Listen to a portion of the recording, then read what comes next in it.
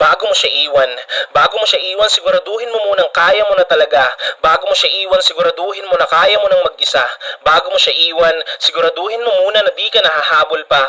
At higit sa lahat, bago mo siya iwan, siguraduhin mo na handa ka nang makita siya na hawak na ng iba. Dahil sa isang relasyon, ang salitang pag-iwan ay talagang napakasakit.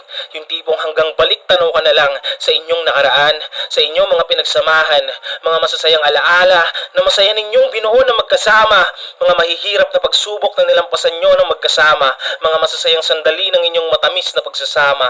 Bago mo siya iwan, siguraduhin mo muna na ang bawat dahilan ng pagngiti niya sa iba ay hindi na ikaw. At higit sa lahat, bago mo siya iwanan, siguraduhin mo munang wala ka na talagang pagmamahal sa kanya dahil hindi mo na maaari pang balikan ang iyon ang pinakawalan. Mahirap maghabol sa taong iyong iniwan at sinukuan. Mahirap nang ibalik ang dating pag-iibigan at higit sa lahat, mahirap nang masaksihan na hindi na ikaw ang dahilan ng kanyang kaligayahan. Sana'y di na lang kita nakilala. Sana'y di na lang kita nakasama.